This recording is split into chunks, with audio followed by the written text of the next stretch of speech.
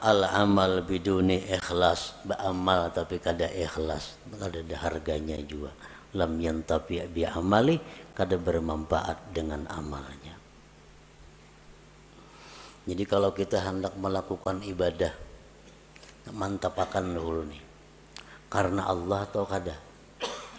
Bila kada karena Allah, hadangi dulu. Jangan terburu-buru, jangan tagasak-gasak, jangan umpatan. Jangan umpatan, beribadah kada sah umpatan itu. Ibadah itu mesti berdasarkan ilmu. Jadi orang ada menyumbang 100.000, 200.000, 300.000, seorang giliran seorang 1,5 juta. Nah, umpatan terpengaruh. Mestinya jangan. Nah, ikhlasakan dahulu bujur-bujur. Bila sudah ada ikhlas, sudah karena Allah, nah hanya kita sorong amal ibadah itu, kita lakukan amal ibadah itu.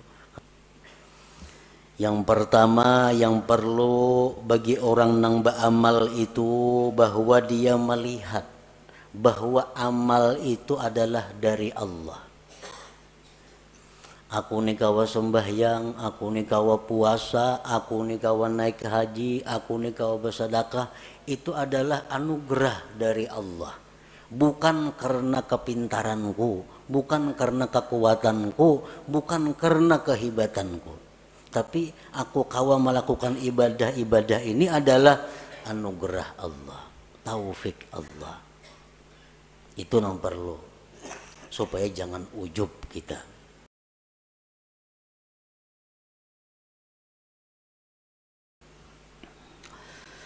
Nah, para muhibbin rahimakumullah, dengan demikian kita wajib belajar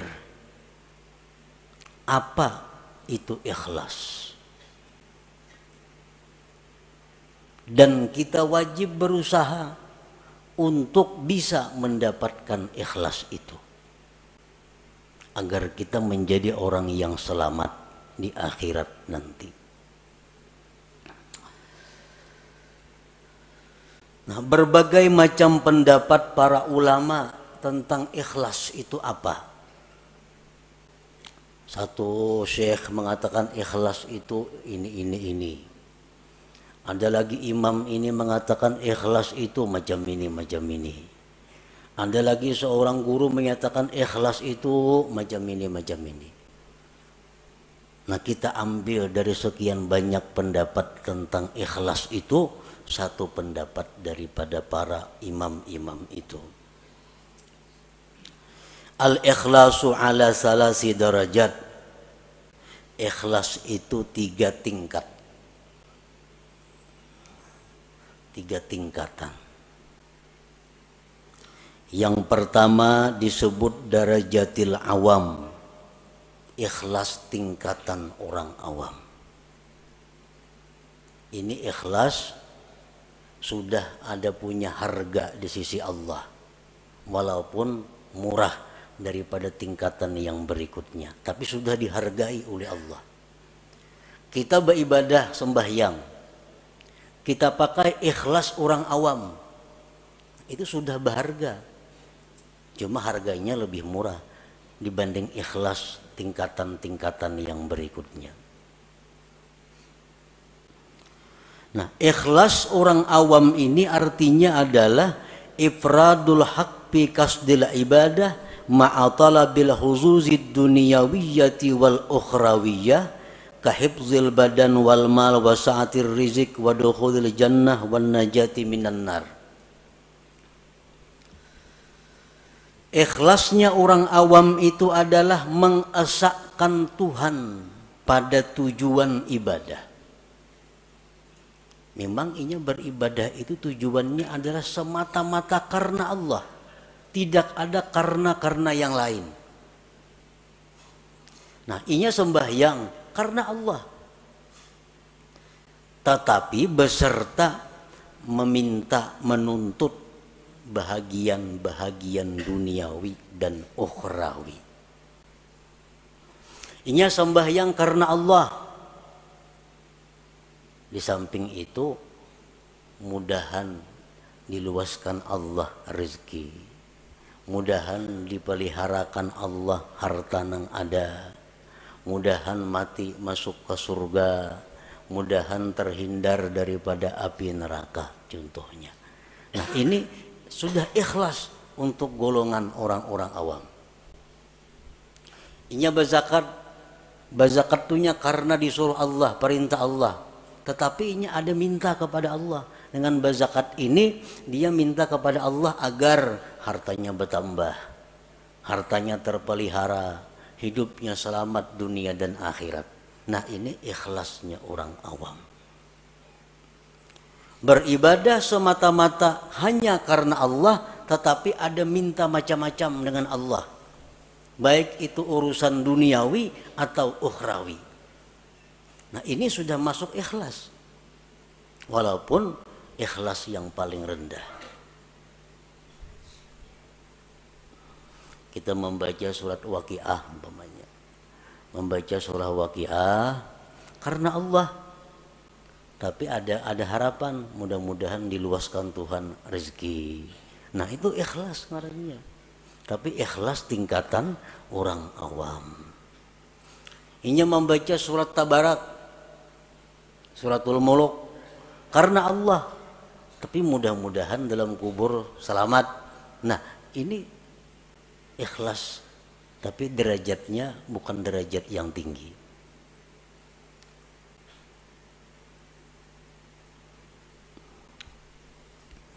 Yang kedua, darajatul khawas, derajat ikhlas orang khawas. Ifradul haqqi bil ibadah ma'a talabil huzuzil ukhrawiyah kadukhulil jannati wan najati minan nar wal ma'rifati wal musyahadati wa ghairiha. Ikhlas tingkatan nang kedua tertinggi ini, talarang Allah menghargai daripada yang pertama tadi. Nah, ikhlas derajat yang kedua ini adalah mengesahkan Allah pada ibadah. Artinya inya beribadah itu semata-mata hanya karena Allah, kada karena yang lain. Tetapi serta tuntutan akhirat, masuk surga, selamat daripada api neraka, diberi Tuhan ma'rifat, diberi Tuhan musyahadah. Nah ini yang dituntutnya kepada Allah. Ini berzikir babanya 1000 sehari atau 10.000 sehari, la ilaha illallah, la ilaha illallah. Tujuannya apa berzikir ini? Karena Allah. Allah nyuruh berzikir. Tapi inya minta kepada Allah agar diberi ma'rifat kepada Allah, agar diberi musyahadah. Nah ini ikhlas tapi menurut tingkatan khawas ngarannya, belum lagi sampai ke derajat yang tertinggi daripada ikhlas itu, tapi sudah ikhlas ngarannya. Ya tadi orang membaca surah Tabarak supaya dalam kubur selamat daripada fitnah kubur. Nah ini ikhlas, tuntutan akhirat. Ini ikhlas derajat khawas ngarannya. Inya kadada dalam ibadah itu minta kepada Allah urusan dunia kadada. Nah, beribadah kepada Allah karena Allah, nang dimintanya kepada Allah urusan akhirat. Kadada urusan disihatkan badan, kadada urusan dimurahkan rezeki, kadada urusan berdagang supaya payu, kadada. Urusannya apa? Inya beribadah nih karena Allah, nang dimintanya kepada Allah urusan akhirat. Nah ini ikhlas tingkatan yang nomor 2. Ini lebih hebat daripada yang pertama tadi. Yang ketiga, darajatul khawasil khawas. Nah ini derajat yang tertinggi. Tahqiqul ubudiyah wal qiyamu bi huquqir rububiyah fil ibadah. Dia beribadah itu semata-mata memantapkan kehambaannya dan mendirikan dengan hak Tuhannya. Aku beribadah ini semata-mata karena Allah dan aku ini adalah hamba Allah, titik.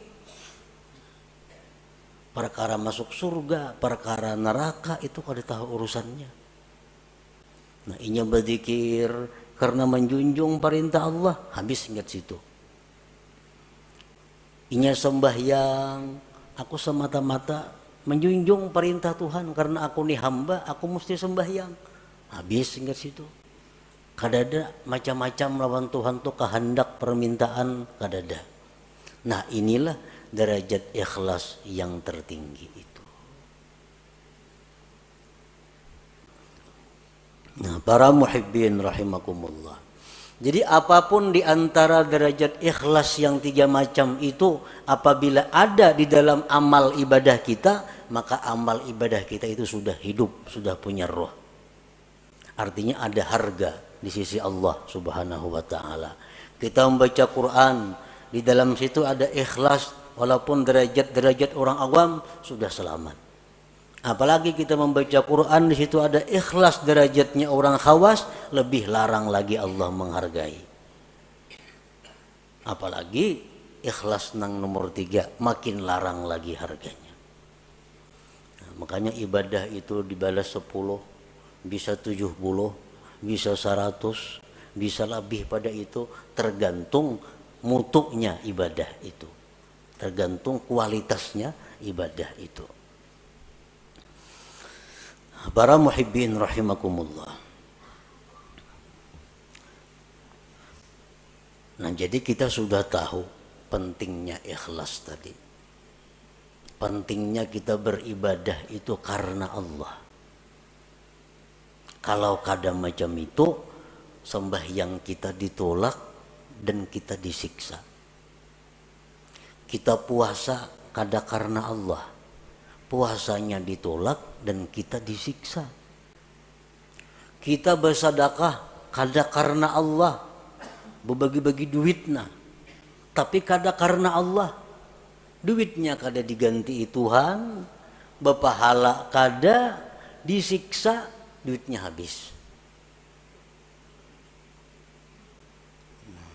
Kalau orang tuh bersedekah karena Allah,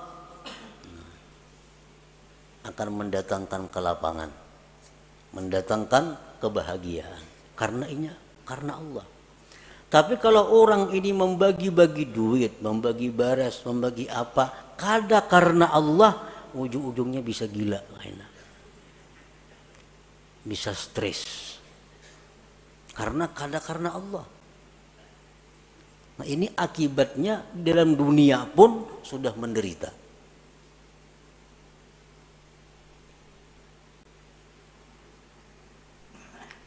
Jadi ikhlas ini bukan hanya perkara diterima kada diterima, disiksanya ini yang jadi masalah.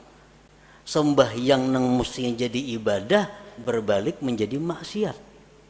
Membaca Quran nang mestinya ibadah karena kada ikhlas jadi maksiat. Bersedekah nang mestinya ibadah tapi karena kada ikhlas jadi maksiat. Nah, oleh karena itu kita wajib fardhu ain mempelajari apa itu ikhlas supaya bisa amal itu diterima oleh Allah Subhanahu wa taala. Dan sesudah kita belajar ikhlas tadi macam itu, tinggal kita berusaha bagaimana cara mengamalkan, bisa melakukan ikhlas itu. Para muhibbin rahimakumullah, yuktasabul ikhlas bitadabburil ayati wal akhbar fi targhibil ikhlas wa tarhibir riya. Nah, supaya kawa ikhlas, kita sudah tahu tuh di ikhlas tadi, ibadah nang karena Allah, kada ada karena nang lain-lain, itu ikhlas. Tahu sudah kita. Cuma kayak apa supaya kau menerapkan itu di dalam ibadah kita. Nah, ikhlas itu diusahai pertama dengan merenungi ayat-ayat, hadis-hadis yang menggemarkan ikhlas dan menakuti riya. Nah, kita cari, kita renungi Al-Quran, bagaimana memuji orang yang ikhlas. Al-Quran, Al-Hadis, bagaimana menerangkan akibat surga terhadap orang yang ikhlas. Al-Quran, Al-Hadis menakutkan bagaimana orang yang kada ikhlas. Orang nang kada ikhlas itu amal, apapun amal ibadah kada ikhlas, itu di akhirat dipanggil Allah dengan panggilan ya munafik, hai munafik, ya ghadir, hai penipu. Nah, kita tuh beribadah kada ikhlas, Allah memanggil di akhirat dengan panggilan hai penipu, hai orang munafik. Nah, ini yang kita renungi hadis-hadis seperti ini agar kita bisa ikhlas. Bahkan diriwayatkan bahwa orang yang tidak ikhlas itu nanti di akhirat akan diulu-ulu oleh Allah. Sebagaimana dia dalam dunia mengulu-ulu kepada Allah. Kan sembahyang. Tapi sembahyang ini yang dicarinya adalah pujian. Itu mau ulu-ulu Tuhan ngarannya. Kisahnya menyembah Tuhan, tapi hatinya menyembah orang yang dia harapkan. Nah, di akhirat dibalas Allah. Jar Tuhan pulang bin pulan masukkan ke surga. Masukkan. Nah, bejurut kesukaan ke surga. Sampai kamu ke pintu surga ditutup orang pintunya, tak ditutup. Ujar Tuhan dalam dunia ikam maulu-ulu aku, sekarang giliranku maulu-ulu ikam. Nah, ditampayakan surga kenikmatan, sekalinya kada boleh masuk ke neraka dulu singgah. Nah, inilah akibat orang yang maulu-ulu Allah di dalam dunia. Bersedekah itu ibadah. Mestinya karena Allah. Tapi kalau kada karena Allah itu istihza billah, maulu-ulu dengan Allah. Allah akan membalas nantinya ulu-ulu itu di akhirat.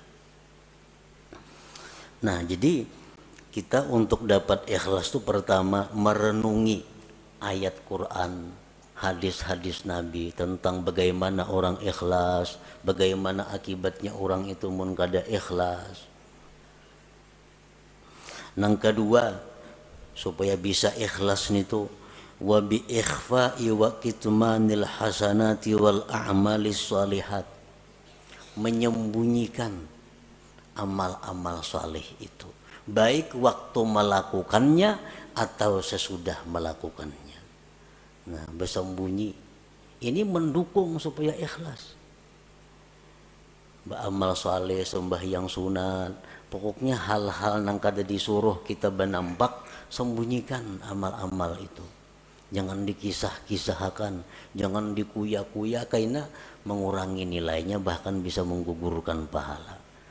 Nah, kita menyimpan amal saleh serapi-rapinya itu membantu keikhlasan.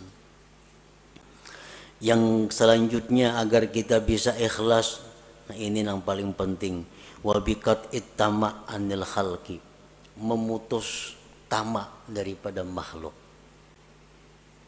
Selama kita masih tamak dengan makhluk, kita sulit untuk ikhlas itu. Nah, selama kita masih ada yang kita kehendaki daripada makhluk, sulit untuk ikhlas. Kita kepingin makhluk itu sayang lawan kita kepingin makhluk itu hormat lawan kita kepingin makhluk itu mencintai kita kepingin makhluk itu memberi sesuatu kepada kita kepingin makhluk itu agar memilih kita. Selama itu ada dalam hati, kita sulit untuk ikhlas. Nah, sulit untuk ikhlas.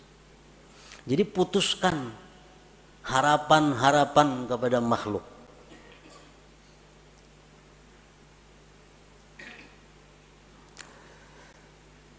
Wa bidawamir riyadhati wal mujahadah, dan juga dengan selalu latihan dan berjuang.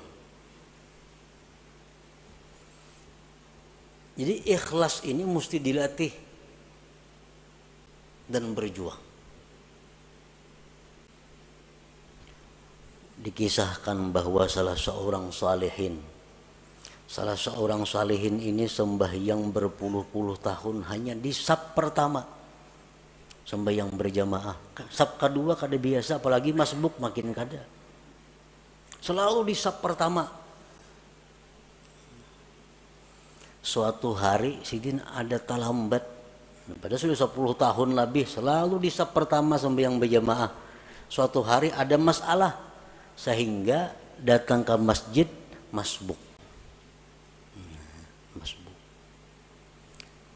Lalu ujar Sidin, aku merasa supan masbuk nih. Merasa supan. Karena mahir di saf pertama. Sekarang masbuk aku merasa supan. Nah, begitu merasa supan, lalu Sidin menyimpulkan bahwa yang selama ini aku sembah yang di saf pertama itu adalah riya, bukan karena Allah. Buktinya aku hari ini supan sembahyang masbuk. Lalu ujar Sidin sembahyang yang sekian puluh tahun tadi, aku qadha hari demi hari, aku hari demi hari diqadha. Nah, ini ngarannya adalah riyadhah wal mujahadah. Nah, kita sembahyang ada tadi asa ada riyaknya, ulangi sembahyang biasa. Nah, di rumah surangan sampai bujur-bujur murni sembahyang kita. Kita tadi berzikir, kita tadi membaca Quran di tengah orang banyak. Tadi rasanya asa ada riya nih. Kayaknya di kamar buliki sorangan membaca. Nah, ini riyadhah wal mujahadah untuk mendatangkan ikhlas ke dalam diri kita. Nah, kemudian lagi supaya bisa ikhlas itu adalah waddu'a ilallah ayyarzuqahul ikhlas. Lawan Tuhan minta, Allahumma rzuqnil ikhlas bil a'mal. Ya Allah, berikan aku ikhlas pada amal-amal. Ini perlu lawan Tuhan, karena kalau Allah memberi satu mat saja. Allahumma rzuqni al ikhlasa bil a'mal. Ya Allah, aku minta ikhlas pada segala amal. Selanjutnya lagi yang mendatangkan ikhlas adalah suhbatul mukhlisin, bakawan lawan orang-orang ikhlas. Mun bakawan lawan orang nang katuju riya, menjangkit katuju riya juga. Kawani orang-orang nang ikhlas, maka itu akan membawa ikhlas kepada diri kita. Wal iktifa bi ilmillahi ta'ala, dan ikhlas itu juga didatangkan dengan merasa cukup dengan ilmu Allah, merasa cukup dengan tahunya Allah.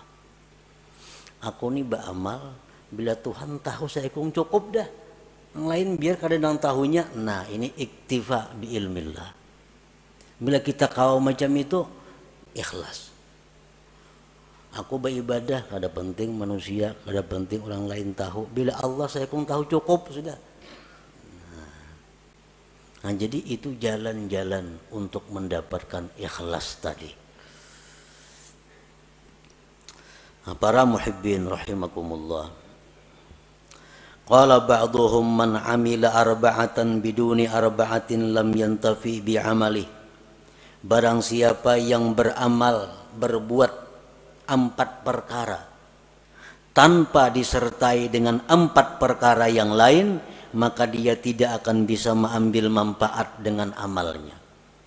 Yang pertama, al khaufu biduni hazar, takut tapi kada waspada, takut tapi kada menghindar.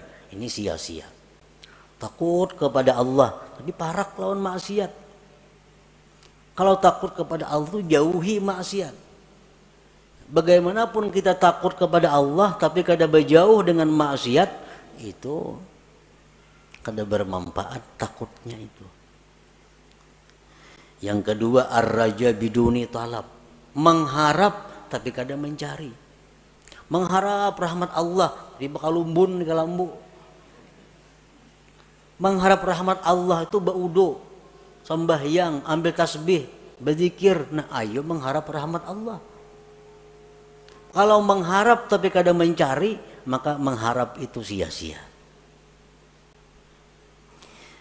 Yang ketiga, al istighfar bidurin nadam, minta ampun tapi kadang menyesal. Astagfirullah, astagfirullah, astagfirullah, astagfirullah, astagfirullah. Tapi dalam hati kadang ada penyesalan berbuat dosa. Istighfarnya sia-sia. Mestinya kita mengucap astagfirullah itu di dalam hati ada menyesal terhadap dosa yang dilakukan. Astaghfirullahalazim, kan artinya aku minta ampun kepada Allah. Astagfirullah, aku minta ampun kepada Allah. Mesti ada sesal di dalam hati. Nah yang keempat, al amal biduni ikhlas, beramal tapi kada ikhlas, kada ada harganya juga. Lam yantafi bi amali, kada bermanfaat dengan amalnya. Jadi kalau kita hendak melakukan ibadah, mantapakan dulu nih, karena Allah atau kada. Bila kada karena Allah, hadangi dulu. Jangan terburu-buru, jangan tagasak-gasak, jangan umpatan. Jangan umpatan, beribadah kada sah umpatan itu. Ibadah itu mesti berdasarkan ilmu. Jadi orang ada menyumbang 100.000, 200.000, 300.000, seorang giliran seorang 1,5 juta. Nah, umpatan terpengaruh, mestinya jangan. Nah, ikhlasakan dahulu bujur-bujur. Bila sudah ada ikhlas, sudah karena Allah, nah hanya kita sorong amal ibadah itu, kita lakukan amal ibadah itu. Kada kawa umpatan beribadah. Karena ngapa kau bujurakan dahulu niat kita supaya ikhlas. Qala Syakik rahimahullah, husnul amal fi salasati asya. Baiknya amal itu pada 3 perbuatan, pada 3 sesuatu. Allah itu baik, Allah kada menerima kecuali yang baik. Allah itu kada menerima amal kecuali amal yang baik. Amal yang baik itu macam apa? Awwaluha ayyaral amala minallahi ta'ala linafiyil ujub. Yang pertama yang perlu bagi orang yang beramal itu bahwa dia melihat bahwa amal itu adalah dari Allah. Aku ni kawa sembahyang, aku ni kawa puasa, aku ni kawa naik haji, aku ni kawa bersedekah, itu adalah anugerah dari Allah. Bukan karena kepintaranku, bukan karena kekuatanku, bukan karena kehebatanku. Tapi aku kawa melakukan ibadah-ibadah ini adalah anugerah Allah, taufik Allah. Itu yang perlu, supaya jangan ujub kita. Nah yang kedua, ayyurida bihi ridallah likasril hawa, bahwa dia beramal itu menghendaki keridaan Allah, bukan untuk kesenangan diri sendiri. Beramal, beribadah itu yang kita cari itu adalah kesenangan Tuhan. Bukan ibadah nang pas lawan kehendak nafsu. Ini ada ibadah itu nang pas lawan kehendak nafsu. Nah itu bukan itu yang kita cari. Kita cari itu ibadah nang pas dengan keridhaan Allah. Kayak orang sembahyang rajin di masjid-masjid tuh, pembelakangan ketujuh duduk bersandar nyaman di tawing tuh. Itu beribadah mencari kesenangan nafsu. Kalau kesenangan Allah di sab pertama itu Allah senang di situ kita beribadah. Ini kada pembelakangan di muhara lawang supaya angin nyaman. Nah ini orang beribadah untuk kesenangan nafsunya. Padahal mesti ibadah itu yang kita kehendaki adalah keridhaan Allah. Usahakan bahwa Allah nang disenangkan, bukan nafsu kita, bukan hawa kita. Ini sudah lumrah. Ibadah tuh kalau pas nang lawan nafsu katuju aja menggawi kita. Tapi kalau ibadah nang kada cucuk lawan nafsu, nah ini berat. Padahal ibadah itu kita kehendaki adalah keridhaan Allah, bukan keridhaan nafsu kita. As-salis yang ketiga, ayyabtagiyas sawab minallah, bahwa dia mencari pahala itu dari Allah, linafir riya, untuk menolak riya. Kita beribadah mencari balasan itu lawan Allah, supaya jangan riya. Bila mencari balasan lawan makhluk, nah itu riya ngarannya. Bila riya, ibadah kada diterima dan kita bakal disiksa. Kita minta kepada Allah bahwa dengan ibadah ini, kita ibadah ini melakukannya karena Allah, dan kita minta supaya kita jadi orang yang mulia. Nah ayuha, tapi yang diminta asal Allah. Kita beribadah membaca Quran karena Allah, dan mudah-mudahan Allah buka pintu rezeki seluas-luasnya, boleh aja karena kita minta kepada Allah. Nah kita beribadah kepada Allah sambil mengharap agar makhluknya mencintai aku. Ayo kada Bapak, asal yang diminta kepada Allah. Nah kalau kita beribadah untuk cari perhatian kepada makhluk, nah ini Allah nang marah.